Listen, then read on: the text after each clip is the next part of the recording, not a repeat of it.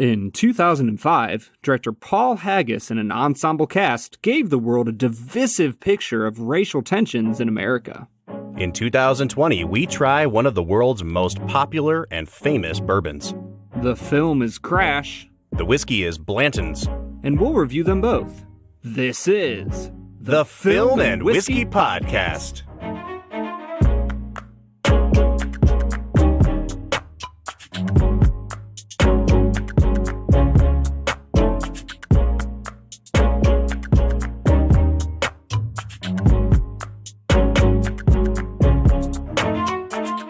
Welcome to the Film and Whiskey Podcast, where each week we review a classic movie and a glass of whiskey. I'm Bob Book.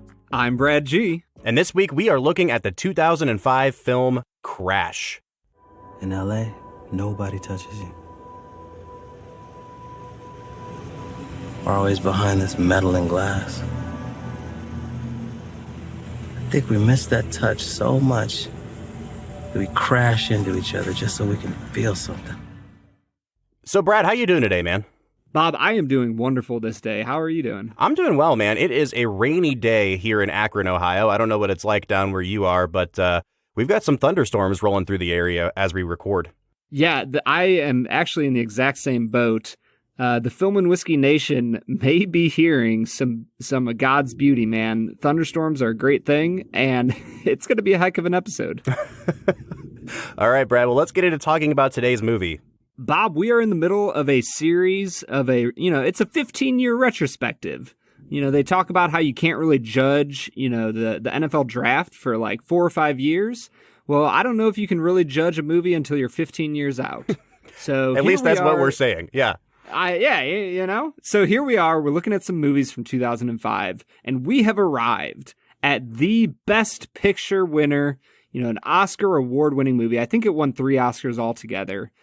Called Crash. And this movie it's fast-paced. You're cutting back and forth between all sorts of different people. There's, all sorts of nice slow-motion montages with really beautiful music set to it. There's so many different things happening in this movie. And it's kind of become famous as a problematic movie, right? Yeah, in some ways it has. I think there's 2 ways that it's become a problematic movie. The first is that I think the conversation on race in America has really moved far ahead of where this movie takes it. At the time this movie came out, it was held up by a lot of people as a really great representation of race in America. And I think in some ways it kind of captures what race was like in LA in the early 2000s, but it doesn't really advance the conversation about race in America at all. And honestly, I don't know how accurately it really portrays what race is like in America in 2020. But the other way that it has become really controversial is because this is the movie that beat Brokeback Mountain for Best Picture. And I think most critics now agree that that was one of the biggest Oscar upsets in history. And so this movie catches a lot of flack because it is perceived as being not as good as Brokeback Mountain. And the theory goes that the Academy, which has tended to lean very conservative in past years, was just not ready to give a movie about a gay couple Best Picture. And so they kind of threw it to the other hot button issue movie in Crash, and it was seen as a more safe choice. So, this movie comes in with a lot of baggage, Brad, and we're going to have to dissect some of that. But at the end of the day, we're here to talk about the quality of the movie itself.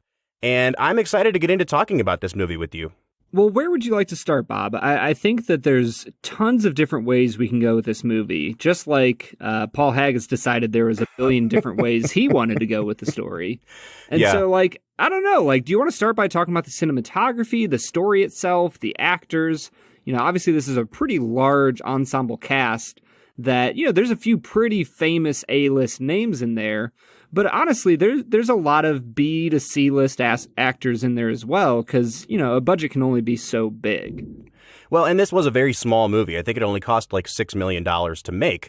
So it really came out of nowhere. It was an indie darling. It worked its way up through the festival circuit. In some ways, the fact that this movie won Best Picture is really, truly an underdog story. Technically, it's listed on IMDb as being a 2004 film, not a 2005 film. It premiered at a couple festivals, I think, in 2004, But because it didn't get a theatrical release in the United States until 2005, it was considered a 2005 release for the Oscars. And that's the reason that it was allowed to compete against Brokeback Mountain and all the other films from that year. Man, it's stuff like that where I'm just like, the Oscars are weird. They really are, man. They're just strange. Right.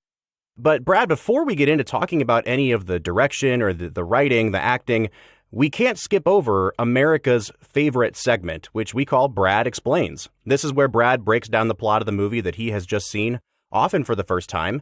And Brad, will you enlighten us? Was this your first time seeing Crash? This was my first time seeing Crash. All right, cool. So I'm eager to hear what you have to say. Can you give our listeners a spoiler-filled breakdown of the plot of the movie Crash? Well, Bob, I already used this term once, and I'm going to use it again. This is going to be a problematic Brad Explains. Oh, why is that?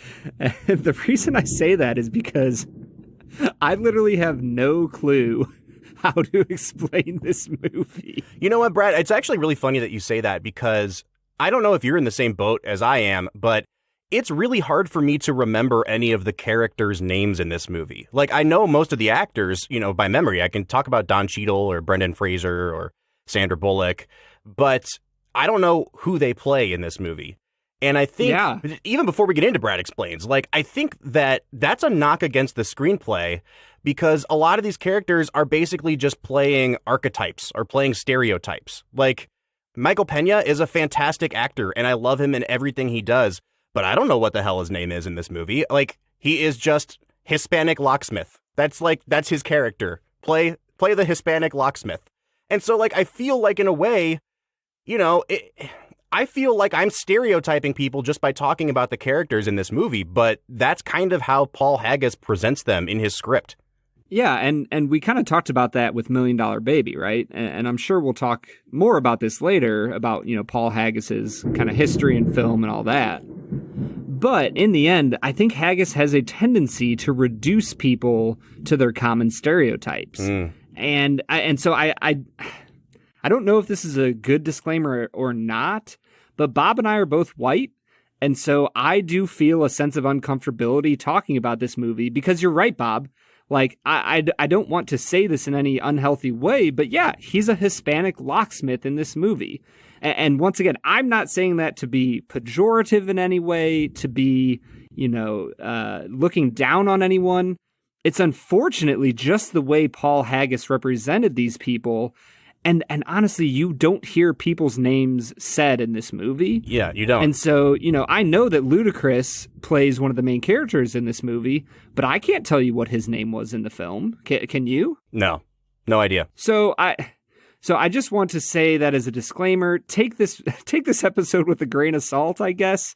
Bob and I both want to love and care for people and respect them for who they are. And I think we're going to try to be open about the fact that there are some good things in this movie, but the way they represent race can be kind of reductionistic. And if we come across reductionistic in any way at all, I genuinely apologize. We want to love on people really, really well. So, Bob, would you say that's a fair statement to Absolutely, make? Absolutely, Brad. So, yeah, let's get into this Brad Explains, because... Yes, so Crash. It is a movie, as you might guess, about, there's kind of a few car crashes in this movie. It's specifically about one. But the movie... Bob, I'm having a tough time getting into this, so I'm just going to talk about the theme of the movie. And the theme of this movie is that, everybody is prejudiced towards people who do not look like themselves. Would you say that's a fair point A? Absolutely.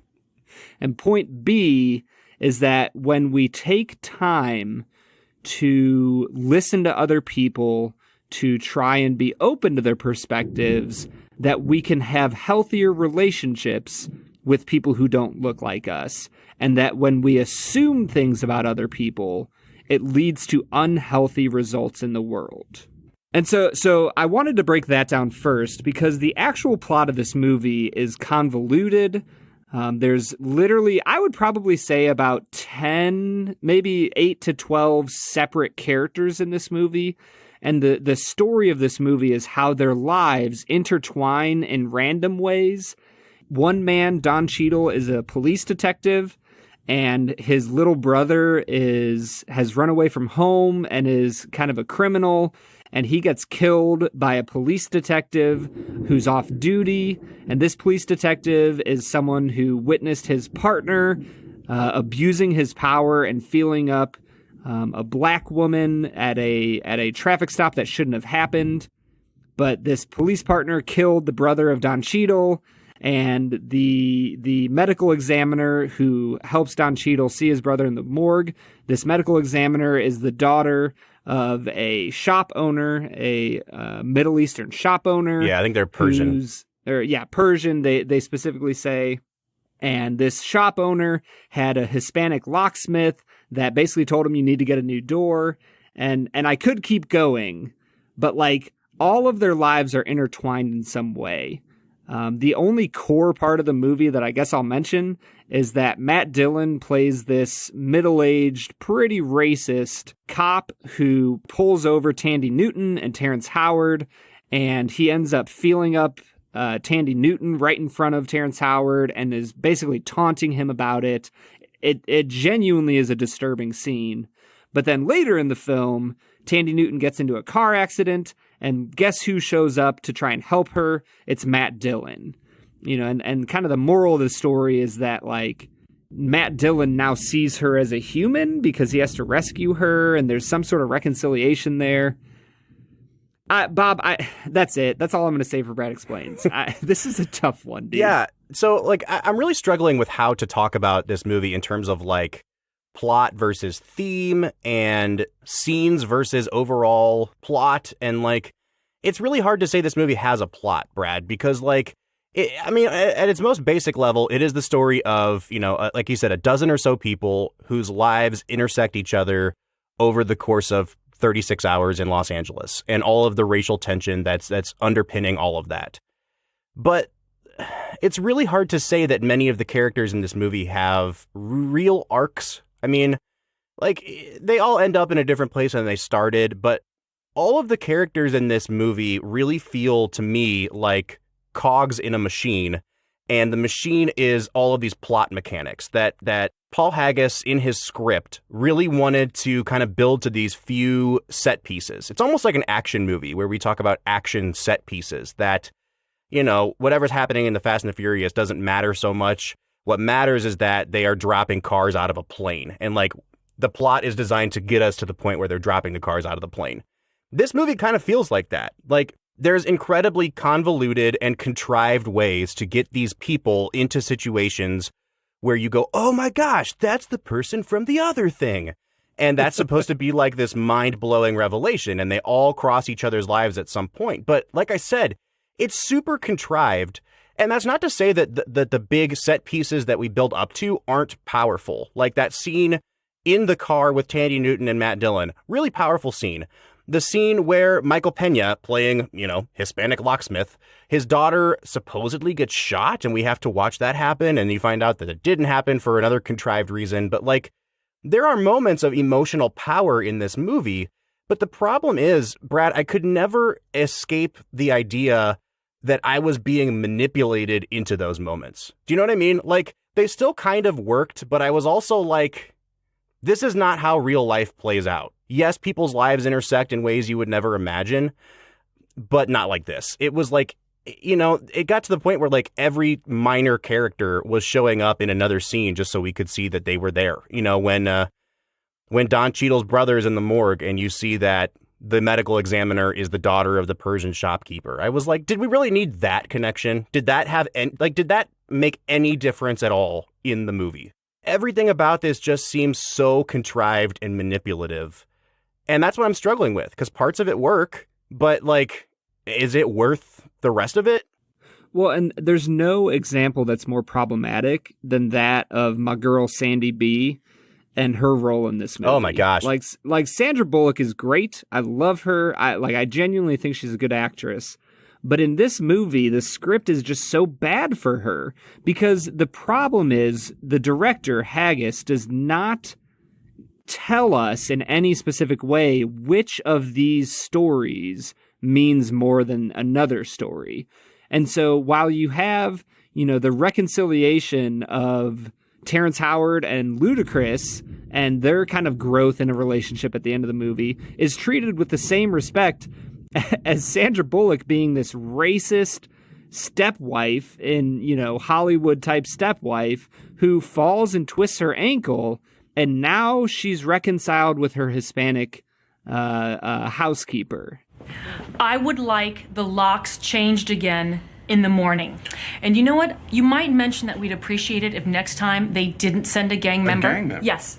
Well, you mean that kid in there? Yes. The guy in there with the shaved head, the pants around his ass, come on. the prison tattoo. Those are not prison tattoos. Oh, really? And he's not going to go sell our key to one of his gangbanger friends the moment he is out our door. We've had a really tough night. I think it'd be best if you just went upstairs right now. And what, wait for them to break in? I just had a gun pointed in my face. You lower your voice. And it was my fault because I knew it was going to happen. But if a white person sees two black men walking towards her and she turns and walks in the other direction, she's a racist, right? Well, I got scared and I didn't say anything, and 10 seconds later, I had a gun in my face.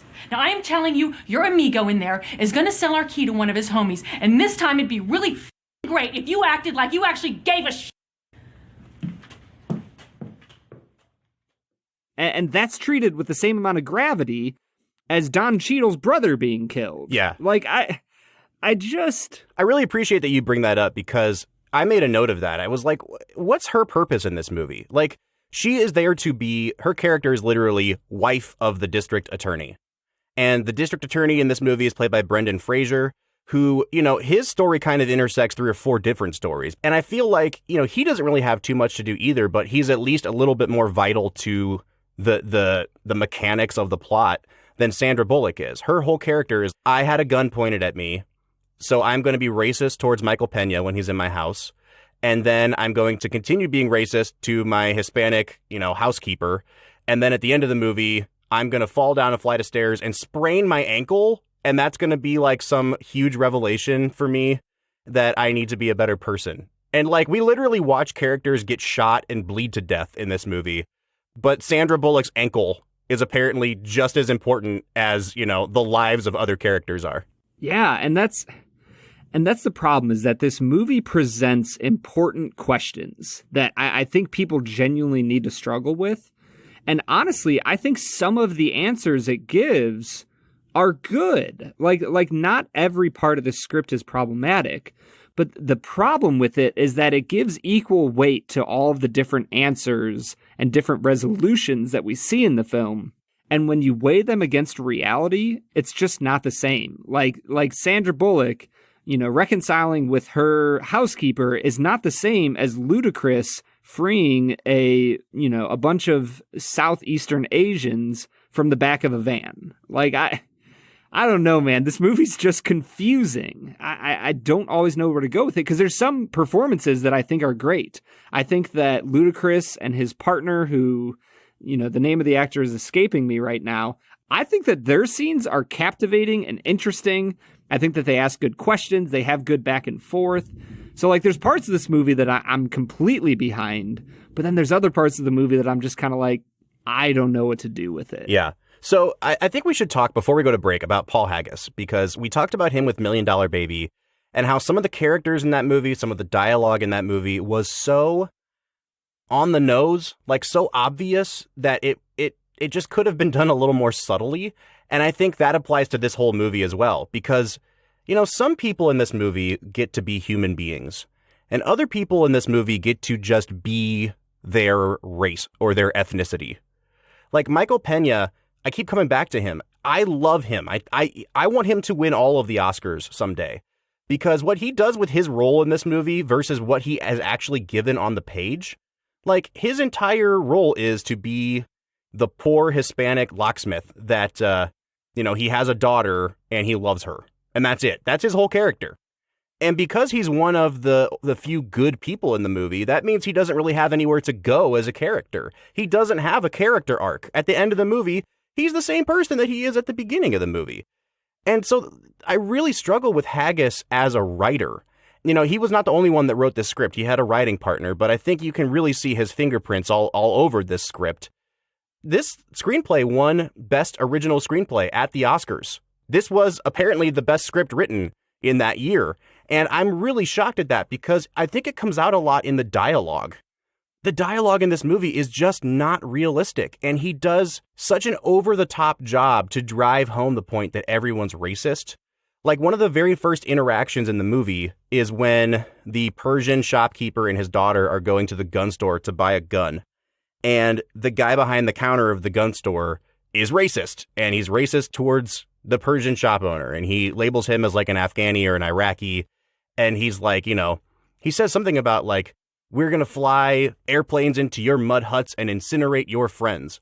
And the way he says it, I'm like, who uses the word incinerate in a racist tirade? Like, people do not talk like this, Paul Haggis. And I think it's especially cringy in the scene after Tandy Newton gets felt up by Matt Dillon's, you know, corrupt cop, when she and her husband, Terrence Howard, go home and they're arguing with each other about what it means to be black.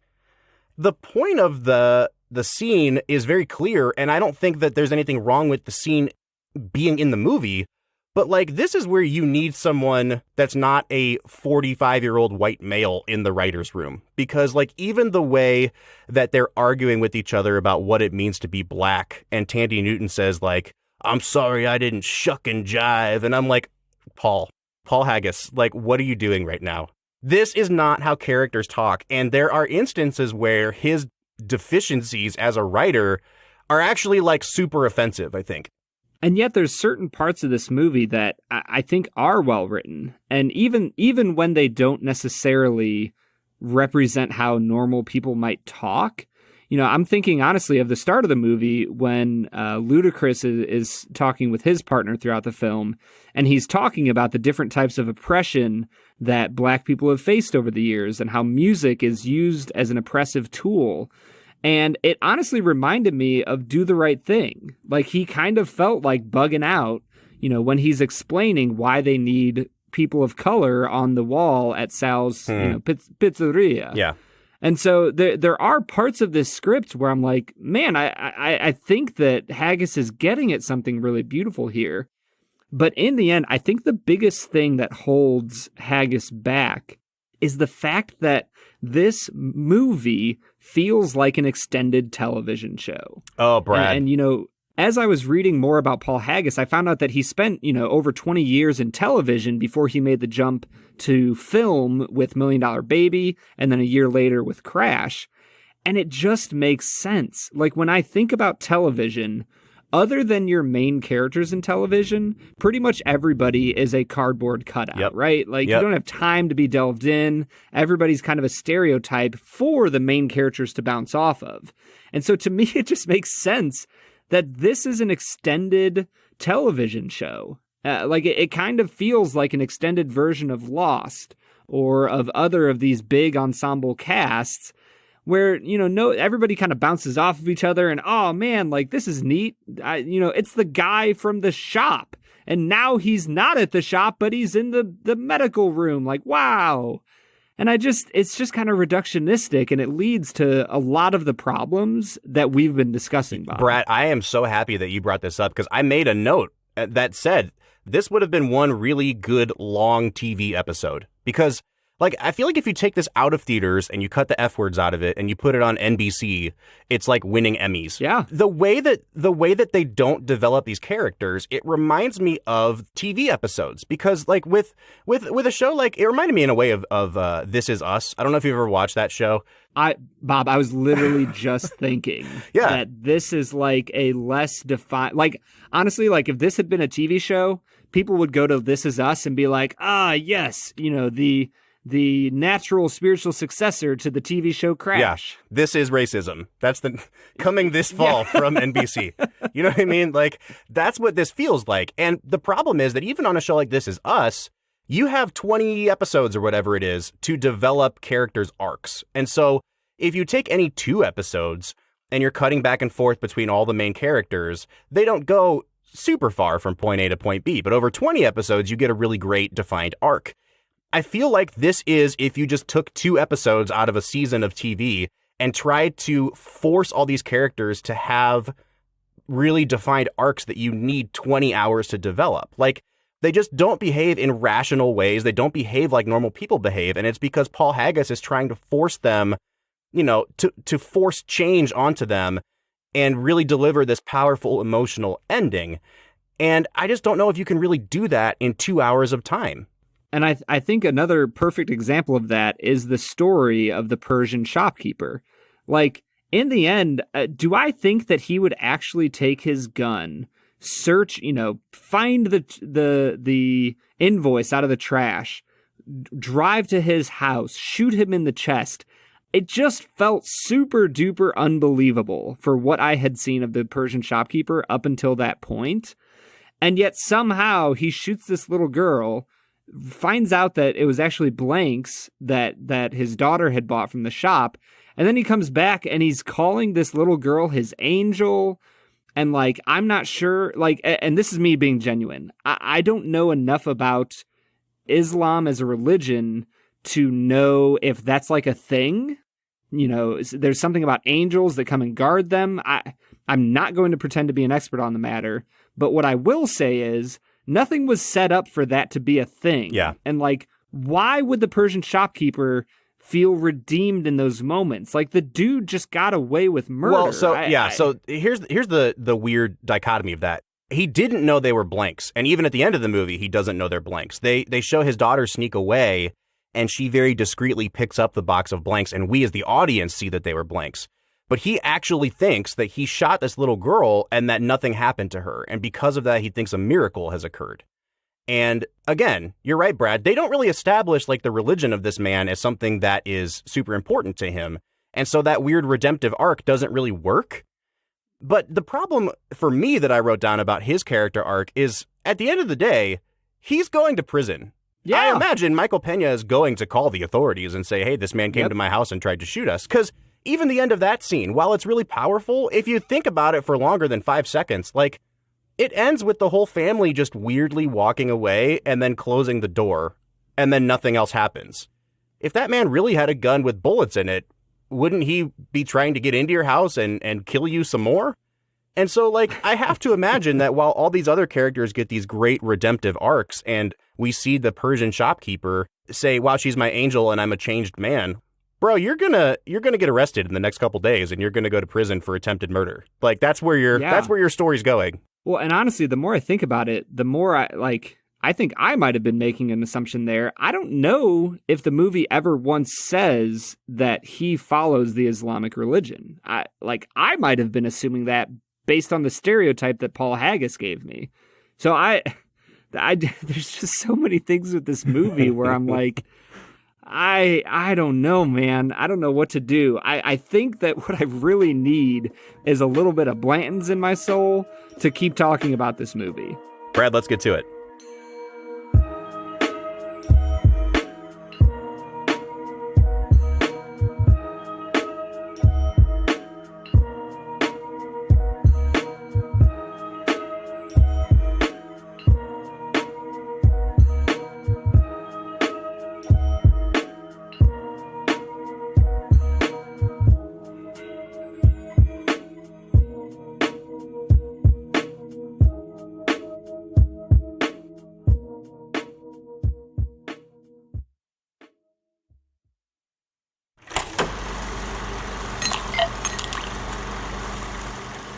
All right, so today we are checking out Blanton's Bourbon. Blanton's is made by the Buffalo Trace Company. It's owned by Sazerac. It has a really unique history in the history of bourbon. The brand was launched in 1984 by the Buffalo Trace Distillery's master distiller at the time, Elmer T. Lee, the legendary distiller.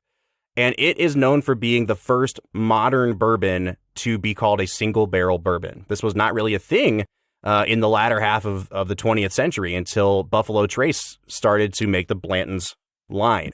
And over the years, Blanton's has really become a highly sought after and rare whiskey to find. It's very weird. I don't know how Buffalo Trace does this, but like, they have found a way to make all of their whiskeys be super sought after. We keep bringing this up with them. I mean, it's like your regular Buffalo Trace is a $25 bottle of whiskey that you can't find anywhere. Your Weller Special Reserve, your Weller Antique, they're going for hundreds of dollars at places. And Blanton's is just like that. It's kind of like an inside joke with people who own liquor stores, especially in Kentucky, that people just walk in all the time and say, y'all have Blanton's? Because people know Blanton's for some reason. They know the cool little toppers that have the horses on them. and that's the whiskey they want. And it's always, always sold out. Like right now in the state of Ohio, you can't get any. The only reason that we have any in our glass today is because our friend Bourbon and Stuff sent us a sample of it. So, Brad, we are sipping on a whiskey today that is highly sought after, and to be honest, I don't quite know why. Well, I've had Blanton's once before. Just my first impressions. It's a good whiskey. Yeah. I would say it's high quality. Sure. It's, it's fine. Honestly, the packaging, it genuinely is one of the coolest bottles you will own. Absolutely. Like, you should keep it and keep it on your shelf even when it's empty. So I get it. It's a neat, fun, interesting whiskey. But once again, Bob, like you said, it's almost like Buffalo Trace has cast some sort of spell over the country that just causes them to go nuts for Blanton's. And that's fine. I'm excited to try it. It's not something I get to drink very often. Right. But I don't know. Is it any greater than any other whiskey? We might as well try and find out. I mean, the packaging does play a big part of this, I think, Brad, because you have, like I said, the topper for the bottle is, it has this little kind of brass horse on top of it. And there are actually 8 different toppers that you can get and collect, and they all have a letter carved into them, and they spell out Blanton's when you get them all. So, I mean, it's like a collector's item for people. But at the end of the day, what we're drinking here is a 93 proof single barrel bourbon that has been aged somewhere between 6 and 8 years. So, I mean, honestly, I think the comparison for this in terms of what's inside here is Elijah Craig. That's a 94 proof that's probably aged for about the same length of time. So that's kind of what we should be anticipating in terms of nose, taste, things like that. So, Brad, what are you picking up on the nose of this Blanton single barrel? Well, while you've been blathering on, I've actually been nosing the whiskey. Good. So give me your notes then. Honestly, Bob, I'm getting a little bit of cherry here. There's a nice kind of richness to the nose that I don't always find on a bourbon. There's not a ton of that deep caramely notes, although it's present. I'm not really getting any hints of vanilla, but there's some really nice fruity notes that I'm genuinely enjoying. I'm going to give it an 8 out of 10 on the nose. Yeah, Brad, I really like this as well. I will say that it is tons of alcohol on the nose too. It definitely, as Ron Burgundy would say, it stings the nostrils in a good way. It's a nice Kentucky hug on your nose. That's right. But all it is for me as well is tons of fruit and alcohol. And if you can push through the fact that there's so much alcohol, I get a lot of cherry and I get a lot of orange peel on this as well. It's very citrus forward for me. I like this a lot. I'm also going to give it an 8 out of 10 on the nose. So, Brad, what do you say we give this a sip? Whew. Oh, gosh, that's harsh. Yeah, dude. Holy shit, that burn going down that Kentucky hug. Oh, my God. I feel like my lungs are collapsing. Yeah, dude. This is genuinely... Dude, listen to my voice. It's like fried. Bob, I'm not going to lie I'm not going to lie to you. That is not what I smelled on the nose. Oh, my gosh, dude. That is... Wow, that is harsh. Man, I feel like I'm breathing fire. I started sweating just now, Brad. Yeah, that was harsh. Oh my gosh. Honestly, I'm having to force my tone into a bit of a lower register because if I spoke at my normal level, I think I'd be having a lot of vocal fry. This is a harsh whiskey that does not taste like what the nose gave me. It was honestly kind of thin on the front end. It was vaguely sweet. Yep. That's my official declaration. It was just kind of vaguely sweet. I don't know what specific flavors it was. It wasn't terrible, but it wasn't very good. So yeah, for me, I think it's the same. It definitely doesn't have the caramel, vanilla, dark, sweet bourbon notes to it. But on the front end, I think some of that cherry kind of came through for me. The second sip, Brad, I will say is much, much better than the first, but my body was not was not prepared for that at all. And then once you kind of kick it to the back of your mouth, it's just alcohol, man. It's really alcohol forward. A little bit of oak, but I think that it's just kind of astringent. And then when you go to swallow, not to jump ahead to finish, but that was the strongest we call it the Kentucky hug. It's when you can kind of feel that chest burn as it goes down. That was the strongest Kentucky hug I've ever had on a whiskey ever.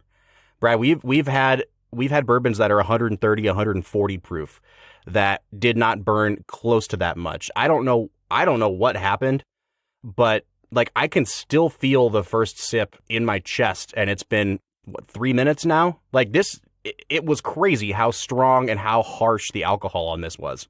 Yeah, Bob, I've given it a few more sips, and I think I am noticing a little bit of that cherry on the palate, which is pleasant, but it's not super present. And I am struggling with this. I'm going to give it a 4.5 on the taste. I think when I get to the finish, it just kind of, the flavor dissipates, but the burn lingers. Yeah, so man. I wouldn't call it a short finish. I guess I would say the flavor is short, but the hug is long. And normally, man, I love a nice long hug, but this is interesting to say the least. Yeah, I'm on my third sip now, and I was like, okay, I'm not going to get the hug this time. And it happened again. Like, there's something on the molecular level of this that is like just destined to burn my chest on the way down. I actually think the taste is not that bad because we are like dreading the finish. I think we might be a little too harsh on the taste right now. I'm actually going to give it a 6.5 on the taste. But when it comes to finish, Brad, you know, if you're the kind of person that wants to live like you're in the Wild West and you want a whiskey that's going to make you grimace as you drink it, this is the whiskey for you because that is the harshest and probably the longest finish I've ever had on a whiskey. So like for a certain percent of the populace, I think this is like a 9 out of 10 on the finish. But for me, I don't want to give it a 1, but I'll give it a 1.5. Ooh. This was like, I don't know what to do with it. Like, Yeah. I can respect it, but it is a painful experience to drink this. Yeah, I'm going to give it a 3.5 on the finish. So it's not like I'm coming out very far above you. But yeah, the finish is rough. Honestly, for balance, I think my balance is going to be the worst score because I genuinely was kind of impressed by the nose. And then it was a steep downhill decline from there. I'm going to give it a 2 out of 10 on the balance. Yeah, man. I was debating whether to go harsh on the finish or on the balance because, I mean, let's be honest, the finish is what tanks the balance. So it's like, where do you want to reflect that? But you're right, Brad. It's not a very well-balanced whiskey. I do think that I want to give it a couple points higher just because the nose was so good and the taste was kind of middling. But just to reward the part of it that I liked, I'll give it a 3.5 on balance. And that takes us to overall value. Now, technically speaking, Bob, you can get a bottle of Blanton's for $54.99 in the state of Ohio. However, you can't buy it at any liquor stores in Ohio. Right. Because it's always out of stock. Yep. So, you know, if we're being honest, you have to travel down to Kentucky. When I was in Missouri, my brother-in-law and I found it for like $68.99. Oh, that's a great deal. Which was a great deal because normally this is going to, you know, pop you anywhere from $70 to $150. Would you say that's a decent range? When we lived in Kentucky, Brad, I saw it every once in a while for anywhere between $80 and $90. If you're planning around $80, I think that's probably like you're getting it at an okay deal, and that's kind of like market value. If you're paying $150, you're paying way too much. But I would say like prepare to spend $80 on this if you want to get it. Well, and with that in mind, I'm just going to flat out say it. Bob, this bourbon is not worth $25. Yeah, I mean, like, I probably still would prefer this over Buffalo Trace just because I like the flavor profile. But yeah, I mean, like, this shouldn't cost any more than, I would say, 30 to 35. Because again, like, if you're making a market comparison to Elijah Craig, which, by the way, I prefer way more than this should be about the same price as Elijah Craig, which I think is $35 in Ohio. So, like, you know, if you want to factor in the cool packaging, maybe 40, but that still means that it's priced about twice as high as it should be. Well, and that kind of brings me to my value score. It's a 1 out of 10 for me, Bob. Wow. This is way, way, way overpriced. And not only overpriced, but it is under-delivered. Like, why is there a shortage of Blantons? Yeah. You know, there's got to be a part of me that says one of the tricks that Buffalo Trace pulls is that they don't make a ton of it so that it's always sold out, it's always wanted, which great. For them, it's a great business decision because they're selling a pretty crappy whiskey for $80. Good on them, I guess. We all want to make money. But man, I'm feeling very harsh. Maybe I shouldn't be this mean, but Blanton's isn't very great. And I am going to give it a 1 out of 10 on value. I think I'm going to give it a 3.5 on value. I do think that it has the collector's item thing going for it. The packaging definitely takes up a few notches. Brad, I don't know if I would tip into saying that this is a crappy whiskey. I think it's definitely not my cup of tea. And again, if we're trying to make the sort of market comparison to Elijah Craig definitely tastes more watered down than this, even though it has that great sort of char, smoky flavor to it. This one, at least, it packs a punch. Do you know what I mean? And if this was a $35 to $40 bottle of whiskey, I would be able to say, hey, not my cup of tea, but I think you're getting your money's worth if you want like a ton of alcohol delivered into your bloodstream. Do you know what I mean? Yeah. But for $80, man, it's just like, maybe if you're really going for the collector's item thing, but I'm going to give it a 3.5 on value. And that's bringing my final score to a 23 out of 50. Brad, what is that bringing you to? Bob, I'm just going to fully admit it. I am being very harsh on this whiskey because of the legendary nature of it, right? Mm-hmm. Because it's such a highly sought after whiskey. I think I've been more harsh than I probably should have been. But remember, I gave it an 8 out of 10 on the nose. I had high hopes. I came out to a 19 out of 50. Wow. Now, Yeah. I will say, I just took my fourth and final sip of the sample that we had, and it was a very pleasant experience, except, again, for that chest burn. Like, it never goes away. I'm truly shocked at how, on my fourth sip, I am still getting, like, a ridiculous amount of Kentucky Hug. You know, Brad, I don't know if I'm going to recommend or not, because I think everyone should try it just to see what they think of it. But I do not recommend going and finding a full bottle of it. You know what I mean? Like, if you have a friend that has it, if you find it at a bar, you need to try it just to say you've had Blanton's and make your own decision. But I am absolutely not going to recommend you spending $80 on this. Well, and honestly, I'm gonna give a shout out to our Instagram followers. Please let us know what we're missing here, because obviously people like this stuff. If you've had Blanton's more than once, let us know what you think. Is there something we're missing here? Is there something that we're just way off on? I just let us know. You know, you can find us on Instagram at Film Whiskey. Facebook and Twitter is the same. Please tell us, because I want to know, what do people see in Blanton's? Yeah, so that's bringing our final score to a 42 out of 100, or an average of a 21 out of 50. I don't think either of us recommend. And so that takes us back to our movie, Brad. What do you say we carry this terrible, terrible energy into talking about Crash? Oh, I relish it, man. Let's do it.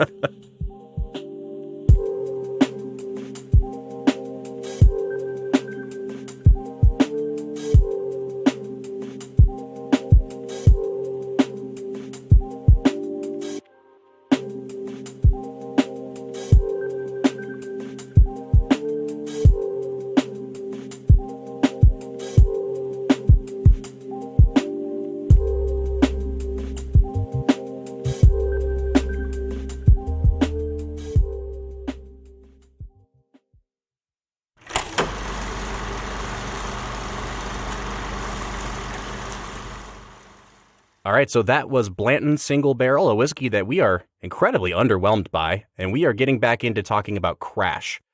Brad, we have crapped on this movie kind of a lot, and yet I think at the end of the day, I still think that this movie pretty much works. I don't think it's a great transcendent movie, but I'm not going to give it like a negative score at the end of the day. And so I feel like if we're going to end up coming out, I don't know where you're at, but especially for me, if I'm going to come out more on the positive side of the scale, I think we need to say something positive about it. I do think that Paul Haggis is a better director than he is writer. Some of these scenes were done really, really well. And especially when you know how little this movie cost to shoot. You know, when you only have $6 million and you're working with all these people who are working, you know, for pennies on the dollar, basically, you only get so many locations to shoot. I think that he did a really good job ratcheting up some of the tension in a few of these scenes, working in small locations, working around a limited number of locations. And so I think he deserves some credit for his direction, if not for his script. And so, Brad, I kind of want to hear some positives about this movie. maybe what was one performance that you really liked? And then is there a scene or two that you really want to talk about that you think did work really, really well? Well, honestly, Bob, I think two of my favorite performances in this film come from, Chris Bridges, Ludacris, and his partner in the film, Lorenz Tate. And I really think that some of their conversations kind of illustrate the person who really digs into racial history and racial tensions in America versus kind of the common person who's like, man, I think you might be reading too much into this. And I think that the conversations that they have illustrate, a healthy relationship of like, hey man, I understand that these things are real, but I don't always understand it. Sometimes I just like country music because I like country music. And yet at the end of the film, you see Lorenz Tate, who is struggling with the idea of country music when it's played by a white guy. And I think that you see some healthy change in those relationships.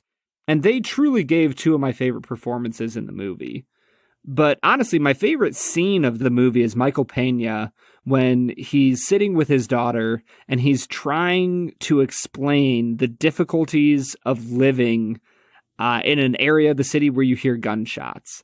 And he tells her this story about how he received this cloak that protects him from bullets and knives and all these things. And that, it's time to give that cloak to her. And the way he interacts with her is beautiful and endearing. And like you said, Bob, I don't think Michael Pena is given an arc in the movie. And yet he does so much with so little. Even in the scene when Sandra Bullock is belittling him, to her husband, but right in front of him, the way he reacts, the way he kind of shoulders that burden, I think he gives a spectacular performance that I really wish we had a better script for him, because I really think he's a great actor. Yeah, I totally agree, man. And that scene is, and also the child actress is quite good in that scene as well. Yeah, I mean, if I'm thinking about scenes that work, honestly, I do think that final montage with the song, I think the song's called In the Deep, I think it works really well. And I think the intercutting is really, really great in that sequence. And again, it reminded me of how much TV has kind of ripped off this format in the last 15 years, where you just get a huge ensemble and you move them just slightly on an arc, and then the episode ends with an emotional song and a montage. Like, this movie is a giant TV episode. But I think that there are some scenes that work really well. And I guess one that I would call out in terms of the writing actually being pretty good, there's a scene where the DA calls Don Cheadle into his office. And before he gets there, the DA has basically his fixer come in and talk to Don Cheadle. And it's played by William Fichtner, who is one of my favorite character actors. If you want your movie to get better, put Bill Fichtner in the movie. And he does such a great job of showing how these shady deals get done inside an organization as corrupt as the LAPD. Because basically they ask Don Cheadle to pin the blame for this investigation on a white cop who shot a black cop. Even though the black cop may have been corrupt and on drugs, they said that it's better PR for the district attorney in an election year if we take down this white cop for doing something racist.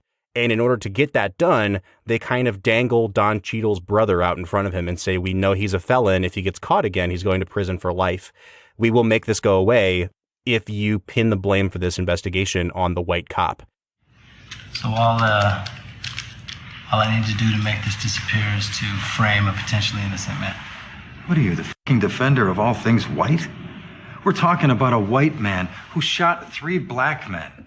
And you're arguing with me that maybe we're not being fair to him? You know what? Maybe you're right. Maybe Lewis did provoke this, and maybe he got exactly what was coming to him. Or maybe, stoned or not, just being a black man in the valley was enough to get him killed.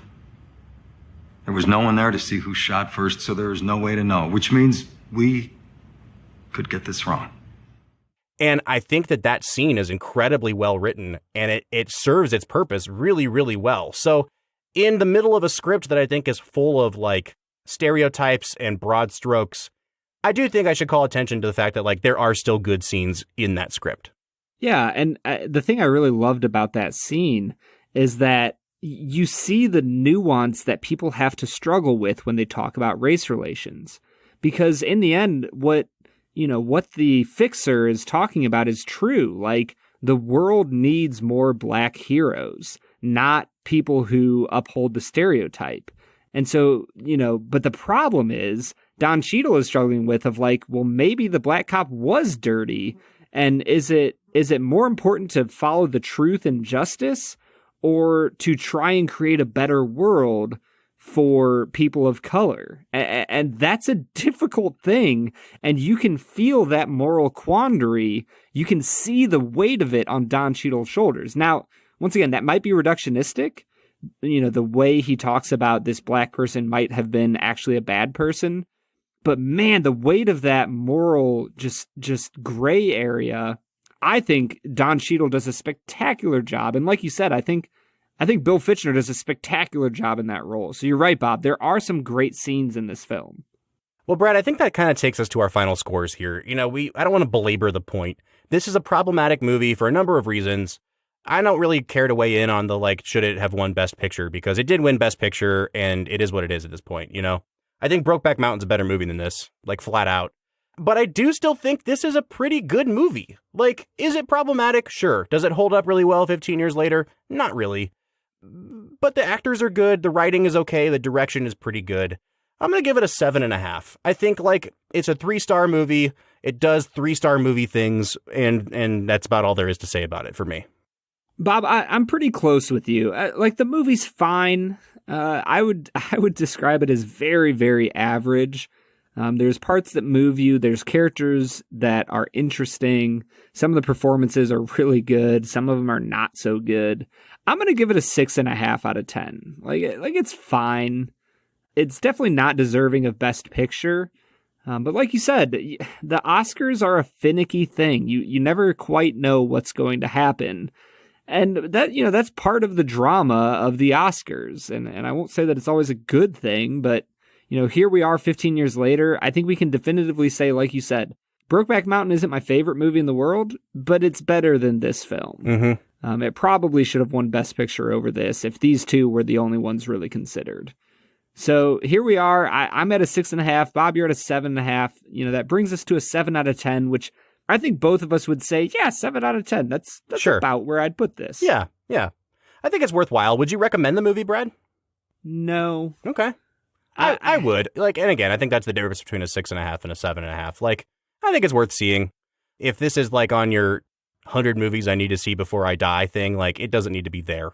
You know what I mean? Right. So. Well, and that's kind of where I'm at. It's unless you really enjoy movies and want to get into movie history, I would just say, nah, you don't need to see this. Yeah, I'm fine with that. It's fine. All right, so that's where we fall on Crash, but we want to hear what you think. So please reach out to us. You can find us on social media, on Twitter, Facebook, or Instagram @FilmWhiskey. Or you can give us a phone call. Our phone number is 216-800-5923. Once again, that number is 216-800-5923. Let your voice be heard on the Film and Whiskey podcast. Or if you'd like to, you can leave a message right on our webpage, which is located at anchor.fm/filmwhiskey. Next week, we're going to be rounding out our mini-series on the year 2005 with the movie that won its lead actress the Oscar for Best Actress. We're looking at the film Walk the Line. So join us next week for that. For the Film and Whiskey podcast, I'm Bob Book. I'm Brad G. And we'll see you next time.